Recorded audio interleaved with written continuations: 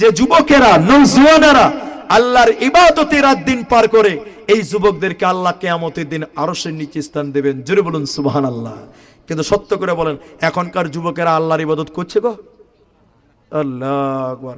খালি ফোনে কানে ধরে আছে আর বলছে হ্যালো হ্যালো গেল, হ্যালো গেল, এই করে বেড়াচ্ছে। ঠিক বলছেন বলেন? আর রাত 2টা বাজে, কুকুরও জায়গা নাই, ওই তখন মোবাইলে কি হলো রে, কি হলো রে, বলছে কি হলো রে, বলছে ফ্রি ফায়ার। কি চলছে বলে? রাত 3টার সময় বলছে মার মার মার মার মার। বলছে কি হলো রে বাবা? বলছে ফ্রি ফায়ার। এরে যুবক, তোমার বিবেককে চামাচিকে হেগে দিয়েছে নাকি রে বাবা? ছি ছি ছি ছি। কুকুরও জেগে নাই, কুকুরও জেগে নাই। কিছু কিছু ছেলে দেখেন মোবাইলে ফ্রি ফায়ারে ব্যস্ত আছে আর পাবজিতে ব্যস্ত আছে। ঠিক বললাম না ভাই বলেন? আমি গতবার এখানে এসেছিলাম, কোন গ্রামে এসেছিলাম? খিরাই গত বছর না তার আগের বছর এসেছিলাম। তো আমি যখন যাচ্ছিলাম, আমি তো রাস্তাঘাট চিনি না, আমাকে মিস্টার গুগল আমাকে নিয়ে যাচ্ছে। গুগল আমাকে রাস্তা দেখাচ্ছে। রাতের বেলা ড্রাইভার আর আমি যাচ্ছি। এবার তো 4 জন এসেছি, মানে সঙ্গে 2 জন ইউটিউবার ভাই আছে। তখন ড্রাইভার আর আমি একা এসেছিলাম। রাতের বেলা যাচ্ছি, রাত তখন মোটামুটি 3টা 2:30 বাজবে হয়তো। মাঠ দিয়ে রাস্তায় 3টা ছেলে দিকে মোবাইলের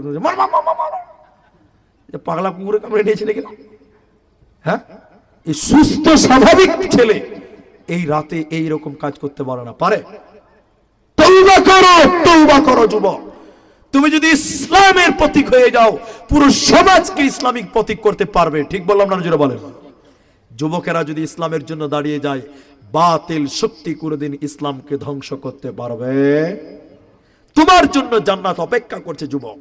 তুমি ইসলামের জন্য দাঁড়িয়ে যাও, জান্নাত তোমার জন্য অপেক্ষা করবে। জোরে বলুন সুবহানাল্লাহ।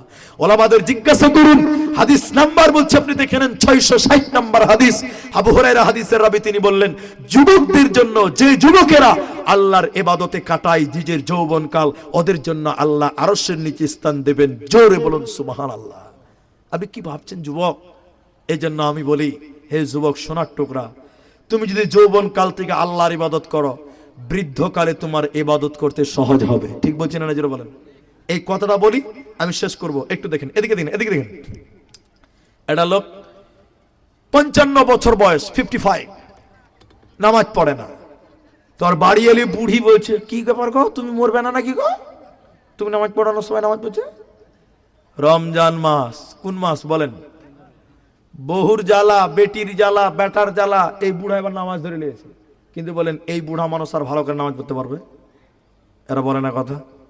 পারবে? বুড়া মানুষ রমজান মাস তারাবিতে একদম মুলবির পেছনে দাঁড়িয়ে গেছে। তারাবিতে নতুন নামাজিরা মুলবির পেছনে থাকে রমজান মাসে। ঠিক বলছেন না বলেন? যারা 5 ওয়াক্ত নামাজ পড়া ওরা পেছনে থাকবে, আর যারা নতুন নামাজি ওরা মুলবি সাহেবের পাঞ্জরে দাঁড়াবে। ঠিক বললাম না ভাই? এই লোকটা নামাজ পড়ে না 60 বছর 55 বছর, এবার বাড়ির জ্বালাতে নামাজ ধরেছে। তো মসজিদ একদম মুলবি সাহেবের পেছনে একদম টুপি লাগিয়ে, একদম সুরমা আতর লাগিয়ে, নতুন পাঞ্জাবি পরে নামাজ পড়তে চলে এসছে। 60 বছর 55 বছর। 8 রাকাত তারাবি। ক রাকাত? যে 4 রাকাত নামাজ পড়া হয়ে গেছে, এই বুড়া এবার এরকম করছে, হিসপিস করছে। তারপরে 2 রাকাত পড়া হলো, 6 রাকাত। তখন আর দাঁড়াতে পারছে না। তোর পোতা বলছে, দাদু কি হলো? ওই যে, আবে তোরা পড়েলে আমি বাড়িতে পড়ে নেব। 6 রাকাত পরে বাড়ি চলে যেছে, নামাজ পড়তে পারছে না। কেন বলেন তো? যৌবনকাল থেকে আল্লাহর ইবাদত করে নাই, নামাজ পড়ে নাই। এই জন্য বুড়া হয়ে গেছে। এখন রুকু করতে গেলে রুকু করতে পারে না, পাঞ্জরের পিঠের হাড্ডি শক্ত হয়ে যাচ্ছে, বাঁকা হচ্ছে না। আমি ঠিক বললাম না জোরে বলেন?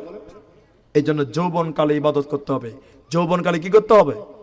আমি এই যুবক কমিটি এবং গ্রামের যুবকদেরকে বলবো, যুবক ভাইরা, আমি একজন যুবক, আমি একজন তরুণ। তুমি আমাকে দেখো, আমাকে নয়, মুহাম্মদ সাল্লাল্লাহু আলাইহি ওয়াসাল্লামকে দেখো, সাহাবীদেরকে দেখো, তারা যৌবনকালটা কিভাবে অতিবাহিত করেছে। তুমি রাসূলকে ভালোবাসো, আদর্শ মনে করো। আমরা তাই যুবক বন্ধুদের কাছে, যুবক প্রিয় আমার কলিজার টোকা যুবক ভাইদের কাছে, যুবকেরা আমার বন্ধুর মতন। আমি মুলবি হিসেবে নয়, আমি বক্তা হিসেবে নয়, আমি তাদের বন্ধু হিসেবে বলতে চাই, হে আমার বন্ধু, তুমি তোমার সোনালী জীবন গড়ো জান্নাতের জন্য। তোমার এই টকবকে যুবককাল, যৌবনকালটা খাটিয়ে দাও, ব্যয় করো ইসলামের জন্য, জান্নাতের জন্য। আজ তুমি যৌবনকাল যদি আল্লাহর পথে ব্যয় করো, কাল তোমাকে আল্লাহ জান্নাত দিবে। জোরে বলুন সুবহানাল্লাহ। পরিশেষে আমি আপনাদের সবার জন্য দোয়া করব। আপনারা উঠে যাবেন না, আমি দোয়াটুকু করে আপনাদের মজলিস ভাঙার দোয়া, আমাদের আজকের যিনি জালসার সভাপতি তিনি আপনাদেরকে দোয়া বলবেন। আমি খালি একটা আমল বলে দিচ্ছি, আজকে শিখবো, করবো ইনশাল্লাহ। বলুন ইনশাল্লাহ। আমি 2 মিনিট লাগবে, 5 মিনিট লাগবে। আল্লাহ নবী বলছেন, কেউ যদি দিনে 3 বার, কমসে কম 3 বার, আমি 3 বারটাই বলি, কবার বলুন, বলে আল্লাহ তুমি আমাকে জাহান্নাম দিও না, কবার? কমসে কম 3 বার বলবেন, উপরও বলা যাবে 7 বার, 5 বার, আরো 3 বার কমসে কম। আল্লাহ তুমি আমাকে জাহান্নাম দিও না। তো জাহান্নাম তখন বলে, আল্লাহ আল্লাহ আল্লাহ, তোমার এই বান্দাটা জাহান্নাম আসতে চাইছে না, আল্লাহ তুমি তাকে জাহান্নাম দিও না। বলুন সুবহানাল্লাহ। আপনার জন্য জাহান্নাম আশ্রয় চাইবে, তাহলে কি বলতে হবে? সকাল বিকাল বলবেন আল্লাহুম্মা আজিরনি মিনান নার, সকাল সন্ধ্যা বলবেন।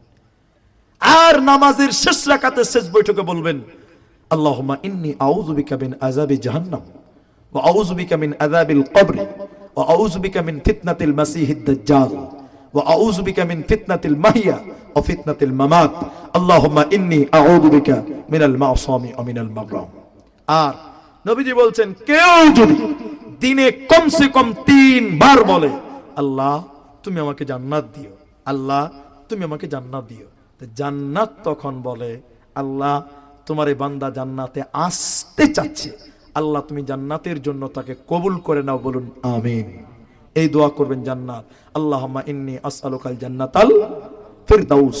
বলুন আল্লাহুম্মা ইন্নী আসআলুকাল জান্নাতাল ফিরদাউস, আল্লাহ তুমি আমাকে জান্নাতুল ফিরদাউসের জন্য কবুল করো। কেউ যদি 3 বার বলে জান্নাতুল ফিরদাউস, তার জন্য আল্লাহ কাছে চাইবে। বলুন সুবহানাল্লাহ। তাই আমরা আপনাদের কাছে দোয়া করি, আপনারা একটু আমিন বলবেন। পরিশেষে আল্লাহর কাছে দোয়া করি, আয় রব্বে করিম, তুমি আমাদের যারা মারা গেছে, বাবা মা দাদু দাদি নানা নানি ছেলে মেয়ে স্বামী স্ত্রী, আল্লাহ যেই মারা গেছে আল্লাহ তোমার কাছে চলে গেছে রব্বুল আলামিন, তুমি তাদের কবরের শাস্তিকে মাফ করে দাও।